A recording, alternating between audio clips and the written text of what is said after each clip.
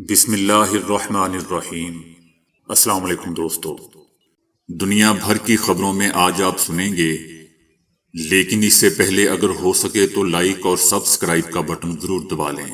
شکریہ۔ لبنان کی حزب اللہ کا کہنا ہے کہ ہماری ضرورت ہے اور یہ باقی رہے گی۔ حزب اللہ خون کے بدلے خون کی مساوات پر یقین رکھتی ہے۔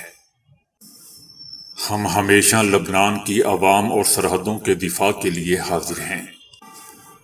حزب اللہ نے کہا کہ سلامتی ہمارے خون، اسلحے اور عزم سے وجود میں آتی ہے۔ ہمیں اس وقت ایسے دشمن کا سامنا ہے جو کسی اقدار کا قائل نہیں۔ ہمارا دشمن غزہ کو نشانہ بنانے کے لیے ہر طریقے سے امریکی سیاسی حمایت سے فائدہ اٹھانا چاہتا ہے۔ غزہ کے واقعات نے ظاہر کیا ہے کہ یہاں دنیا کی بہترین فوج پر بھی انحصار نہیں کیا جا سکتا۔ گزشتہ روز 200 صہیونی وزیر دفاع نے بیروت کو غزہ کی طرح تباہ کرنے کی دھمکی دی، جس پر حزب اللہ نے کہا کہ اگر دشمن ہمیں اپنی جارحیت کے ذریعے ڈرانا چاہتا ہے تو وہ جان لے کہ صہیونیوں کے ذریعے سے گزشتہ عرصے میں انجام دی گئی قتل و غارت گری کے نتیجے میں تنظیم پہلے سے کہیں زیادہ مضبوط ہوئی ہے۔ حزب اللہ نے کہا کہ صہیونی دشمن لبنان کو اپنے انتقام کا نشانہ بنانے سے دریغ نہیں کرے گا، لیکن تنظیم اس کے راستے میں حائل ہوگی۔ تنظیم اپنے جدید میزائلوں سے دشمن کو بھرپور جواب دے گی۔ دشمن کو گمان ہے کہ وہ حماس یا دیگر گروہوں کو ختم کر لے گا۔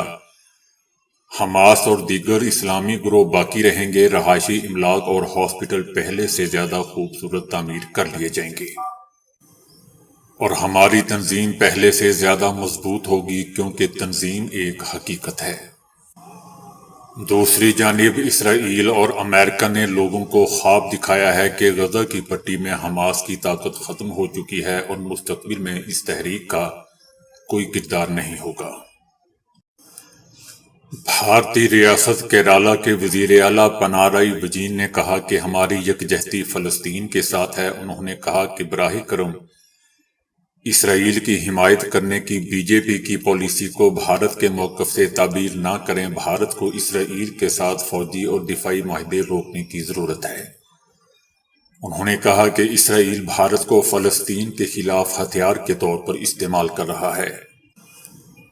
وزیر اعلیٰ نے جنگ میں متاثرہ فلسطینیوں کے ساتھ یکجہتی کا اظہار کرتے ہوئے کہا کہ جب عوام کے ایک حصے کو نسل کشی کی جارحیت کا سامنا ہو تو غیر جانبدارانہ موقف اختیار نہیں کیا جا سکتا۔ انہوں نے کہا کہ اسرائیل امریکہ کی حمایت سے فلسطین کو نشانہ بنا رہا ہے۔ انہوں نے کہا کہ ہمارے فلسطینی بھائی تکلیف میں ہیں۔ ہم سب جانتے ہیں کہ امریکہ کی حمایت سے اسرائیل فلسطین کو نشانہ بنا رہا ہے اور وہاں کے عوام کو نسل کشی جیسی جارحیت کا سامنا ہے۔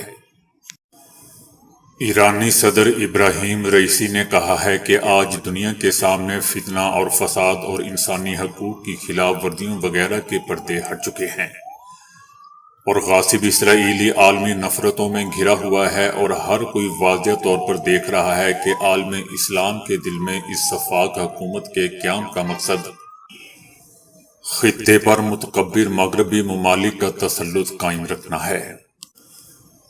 عالمی ادارے امریکی اثر و رسوخ کی وجہ سے اپنی حیثیت کھو چکے ہیں اور فیصلہ سازی نہیں کر رہے۔ ضروری ہے کہ ہم آگے بڑھیں۔ اسرائیل جارحیت کی طرف اشارہ کرتے ہوئے انہوں نے کہا کہ جارحیت کے آغاز سے ہی میں نے اسلامی ممالک کے رہنماؤں کے ساتھ گفتگو میں اس بات پر زور دیا تھا کہ یہ ہنگامی اجلاس جلد از جلد منعقد ہونا چاہیے۔ کاش یہ اجلاس، جو اسلامی تعاون تنظیم کے قیام کے فلسفے کی بھی عمل شکل ہے، 1 ماہ قبل منعقد ہوتا۔ اب جبکہ اس میں تاخیر ہوئی ہے، ضروری ہے کہ فلسطینیوں کے لیے حتمی اور فوری فیصلہ کیا جائے۔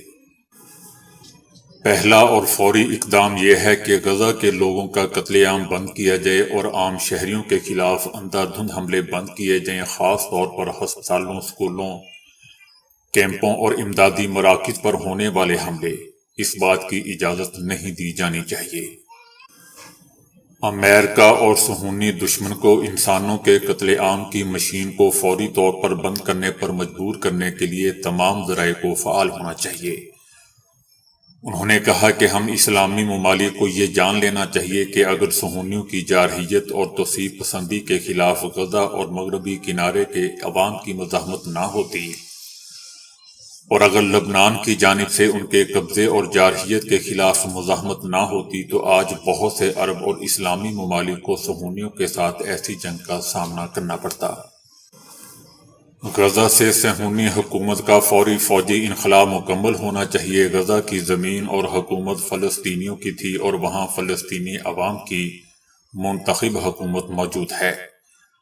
وہ مسلط شدہ ایجنٹ نہیں جو امریکہ اور صہیونیت کے اشرافیہ کے تحت کام کرتے ہوں۔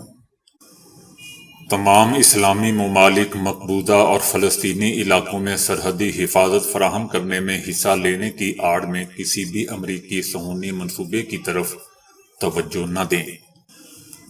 اسلامی ممالک صہیونی حکومت کے ساتھ ہر قسم کے سیاسی اور اقتصادی تعلقات کو منقطع کرے۔ اس سلسلے میں صہیونی حکومت کے خلاف تجارتی پابندیوں، بالخصوص توانائی کے شعبے کو ترجیح دی جانی چاہیے۔ اسرائیلی اشیاء کے بائیکاٹ میں عوامی تحریکوں کا ساتھ دیا جائے۔ اسلامی حکومتوں کو چاہیے کہ وہ صہیونی فوج کو دہشت گرد تنظیم قرار دیں۔ ان کا مزید کہنا تھا کہ اگر صہیونی حکومت کے جنگی جرائم جاری رہتے ہیں اور امریکی انتظامیہ کی حمایت اس غیر مساوی جنگ میں جاری رہتی ہے، تو اسلامی ممالک کو چاہیے کہ وہ فلسطینی عوام کو مسلح کریں اور غاصب طاقتوں کے خلاف جنگ میں ان کی مدد کریں۔ غزہ میں تازہ جھڑپوں کے دوران مزید 5 اسرائیلی فوجی ہلاک ہو چکے ہیں۔ اسرائیلی فوج کی جانب سے بھی اپنے فوجیوں کی ہلاکت کی تصدیق کر دی گئی۔ اسرائیلی فوج کے مطابق غزہ میں زمینی کارروائی میں مزید 5 فوجی مارے گئے ہیں۔ غزہ پٹی پر زمینی حملے کے بعد سے فوجیوں کی ہلاکتوں کی تعداد 43 ہو گئی ہے۔ اسرائیلی فوج کی جانب سے بتایا گیا کہ شمالی غزہ کی پٹی میں جھڑپ کے دوران ہفتے کو 1 افسر اور 4 فوجی شدید زخمی بھی ہوئے، جبکہ دوسری جانب 7 اکتوبر سے غزہ میں جاری اسرائیلی حملوں سے شہداء کی تعداد 11,078 ہو گئی ہے، جن میں 4,800 بچے اور 3,000 کے قریب خواتین شامل ہیں۔ حماس کے عسکری ونگ القسام بریگیڈ نے کہا ہے کہ 48 گھنٹوں میں اسرائیلی فوج کی 25 سے زائد گاڑیاں مکمل تباہ کر دی گئیں۔ دشمن کو ایک دن یا ایک گھنٹہ بھی سکون نہیں ملے گا، دشمن اپنی جارحیت کی قیمت چکائے گا۔ غزہ میں 160 سے زیادہ اسرائیلی فوجی اہداف کو مکمل یا جزوی طور پر تباہ کر دیا گیا۔ گزشتہ 48 گھنٹوں میں اسرائیلی فوج کی 25 سے زیادہ گاڑیوں کو مکمل طور پر تباہ کر دیا گیا۔ القسام بریگیڈ کا مزید کہنا تھا کہ اسرائیلی فوج سے لڑائی برابری کی نہیں ہے۔ حماس سے لڑائی نے خطے کی سب سے طاقتور فوج کو خوف زدہ اور پریشان کر دیا ہے۔ اسرائیلی فوج کو سخت مزاحمت کا سامنا ہے اور شدید زمینی جھڑپیں ہو رہی ہیں۔ ہمارے جنگجو زیر زمین، زمین پر اور ملبے کے نیچے سے حملے کر کے دشمن کو سرپرائز دے رہے ہیں۔ ہمارے جنگجو دشمن کے ٹینکوں اور بلڈوزروں کو تباہ کر رہے ہیں۔ اسرائیلی فوج نے صرف ایک ہی مقصد حاصل کیا ہے اور وہ قتل عام اور مظالم ہے۔ حماس کا مزید کہنا ہے کہ دشمن کو ایک دن یا ایک گھنٹہ بھی سکون نہیں ملے گا، دشمن اپنی جارحیت کی قیمت چکائے گا۔ یمن کے دارالحکومت میں فلسطینیوں کی حمایت میں بہت بڑی ریلی نکالی گئی، جس کے دوران صہیونی حکومت کے وحشیانہ حملوں کی شدید الفاظ میں مذمت کی گئی۔ مظاہرین نے ان عرب حکومتوں سے جنہوں نے اسرائیلی حکومت کے ساتھ تعلقات برقرار کر لیے ہیں، مطالبہ کیا ہے کہ وہ فوری طور پر اپنے تعلقات منقطع کر لیں۔ مظاہرین نے کہا کہ ہم تمہارے ساتھ ہیں۔ لبنان کے شہر سیدہ، عراق کے دارالحکومت بغداد اور اردن کے دارالحکومت عمان میں بھی ہزاروں کی تعداد میں لوگوں نے سڑکوں پر نکل کر فلسطینیوں سے اپنی مکمل حمایت کا اعلان کیا۔ تہران میں بھی بڑی تعداد میں لوگوں نے اجتماع اور مظاہرہ کر کے فلسطینیوں سے اپنی مکمل حمایت کا اعلان کیا۔ فلسطین کی تحریک جہاد اسلامی نے دشمن کے مقابلے کے لیے مزاحمت کی تیاری پر تاکید کرتے ہوئے کہا ہے کہ صہیونی حکومت غزہ پٹی کے اندر جتنی زیادہ گھسے گی اتنی ہی دلدل میں دھنسی چلی جائے گی۔ غزہ پٹی میں صہیونی حکومت کی کوئی بھی فتح محض ایک سراب اور وہم ہے۔ مزاحمت دشمن کا مقابلہ کرنے اور اسے شکست دینے کے لیے اپنی تیاری کے عروج پر ہے۔ صہیونی حکومت غزہ پٹی میں کتنی ہی دور تک گھس جائے وہ اس دلدل میں دھنس جائے گی جہاں سے وہ بحفاظت باہر نہیں نکل سکے گی۔ چائنا نے کہا ہے کہ اس وقت فائدہ مندی عام شہریوں کی حفاظت، جانوں کی بچاؤ اور امدادی سامان کی فراہمی کی بحالی کی اشد ضرورت ہے۔ سعودی عرب کے وفد کے مطالبے پر سلامتی کونسل میں غزہ کی انسانی صورتحال پر ایک ہنگامی اجلاس منعقد کیا گیا۔ اجلاس کے آغاز پر سعودی عرب کے وفد کی اپیل پر سلامتی کونسل کے ارکان نے فلسطین اسرائیل حالیہ تنازع میں مرنے والے عام شہریوں کی یاد میں 1 منٹ کی خاموشی بھی اختیار کی۔ فلسطین کی اسلامی تنظیموں نے ایک بیان کے ذریعے گزشتہ روز ریاض میں ہونے والی OIC اجلاس کے اختتامی بیانیے پر تنقید کی ہے۔ اسلامی ممالک کے اجلاس کا اختتامی بیان مذمت، مطالبے اور درخواست کے الفاظ سے بھرا ہوا تھا، گویا یہ بیان کسی غیر متعلقہ تنظیم کی جانب سے جاری کیا گیا ہو، جس کا غزہ اور مغربی کنارے میں فلسطینیوں کی قتل و غارت گری سے کوئی تعلق نہیں۔ اس بیان سے معلوم ہوتا ہے کہ ان ممالک کے پاس سوائے درخواستوں کے اور مطالبوں کے سوا کچھ کرنے کی طاقت نہیں ہے۔ OIC کا اختتامی بیان اس بات کو ظاہر کر رہا تھا کہ جیسے تمام عربی اور اسلامی ممالک نے اپنی ذمہ داری کو ادا کر دیا۔ اس بیان سے لگ رہا تھا کہ عربی اور اسلامی ممالک صہیونی حکومت اور اس کے حامیوں کی جانب سے فلسطینیوں کے قتل عام پر اپنی دفاعی ذمہ داری سمیت مسلم امہ کی سلامتی سے ہاتھ کھینچنا چاہتے ہیں۔ فلسطینی اسلامی تنظیموں نے اسلامی ممالک کی تنظیم کے بیان کے مضحکہ خیز مدرجات پر تعجب کا اظہار کیا۔ شاید وہ عرب اور اسلامی ممالک جنہوں نے اسرائیل کے ساتھ تعلقات بحال کر لیے ہیں، اگر اسلام اور فلسطین سے اپنا تعلق ختم کر لیں تو پھر مذکورہ بالا بیانی کی سمجھ آتی ہے۔ ان تمام ممالک کا بیان ویسے ہی تھا جیسے لاطینی امریکہ میں بسنے والے افراد فلسطین سے تعلق نہیں رکھتے لیکن ہماری حمایت میں اپنے بیانات دیتے رہتے ہیں۔ OIC کے اختتامی بیان کے مدرجات سے امت اسلامیہ کو یہ پیغام ملتا ہے کہ یہ ادارے مسلم امہ اور ہمارے مقدسات کے دفاع سے قاصر ہیں، اور ہماری عوام امریکہ اور صہیونی رجیم کے سامنے ایک نوالہ تر ہے۔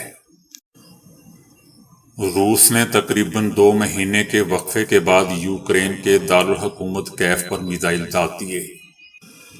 یوکرینی صدر کا کہنا تھا کہ کل شام اور آج صبح کے درمیان روس نے کیف پر تقریباً 40 ڈرون اور بیلسٹک میزائل داغے۔ خارکیف اوڈیسا پر بھی ڈرون اور راکٹ برسائے گئے۔ یوکرینی حکام کا کہنا ہے کہ روس توانائی کے انفراسٹرکچر پر حملے شروع کر سکتا ہے۔ جواب میں یوکرین روس کے تیل اور گیس کے انفراسٹرکچر پر حملہ کرے گا۔ اوپر کی تصویر میں آلو اور کینو دکھائی دے رہے ہیں، لیکن نہ یہ آلو ہیں اور نہ ہی یہ کینو، تو پھر یہ کیا ہیں؟ ویتنام میں ایک سکول کی لیڈی ٹیچر لی تھوئی شوقیہ بیکنگ کرتی ہے۔ ان کے بنائے ہوئے جیلی اور بین کیک خاصے مشہور ہیں، لیکن انہوں نے بیکنگ میں اپنی مہارت کو ایک نئی انتہا پر پہنچانے کا فیصلہ کیا۔ درجنوں بار ناکامی اٹھانے کے بعد آخرکار وہ ایسے فروٹ بن بنانے میں کامیاب ہو گئی جو دیکھنے میں بالکل پھلوں اور سبزیوں جیسے لگتے ہیں۔ جب انہوں نے اپنی مہارت کا نمونہ سوشل میڈیا پر پیش کیا تو لوگ حیران ہونے کے ساتھ ساتھ ان کی مہارت کی داد دیے بغیر نہ رہ سکے۔ تو دوستو، ان تصویروں میں جو آلو اور کینو دکھائے گئے ہیں وہ اصل میں انہی خاتون کے بنائے ہوئے فروٹ بن ہیں۔ ہالینڈ میں تیار کی گئی زمین پر دوڑنے کے ساتھ ہوا میں اڑنے کی صلاحیت رکھنے والی انوکھی کار کو رجسٹرڈ کر لیا گیا ہے۔ ہالینڈ میں تیار کی گئی اس کار کی قیمت 5 کروڑ 60 لاکھ روپے رکھی گئی ہے، اور اس کار کو اڑانے کے لیے ڈرائیورز کو عام لائسنس کے علاوہ پائلٹ کے لائسنس کی بھی ضرورت ہوگی۔ کار تیار کرنے والی کمپنی کو اب تک کار کی خریداری کے لیے 80 آرڈر مل چکے ہیں اور لوگوں کی بڑی تعداد کار کو خریدنے میں دلچسپی رکھتی ہے۔ کار میں دوستو 2 افراد کے بیٹھنے کی گنجائش ہے۔ کار کا ہینڈل موٹر بائیک کی طرز کا بنایا گیا ہے، جبکہ اس کے ساتھ لگے پر فولڈ بھی ہو جاتے ہیں۔ تو دوستو ابھی کے لیے اتنا ہی۔ ویڈیو کو لائک اور شیئر کرنے کا بہت بہت شکریہ۔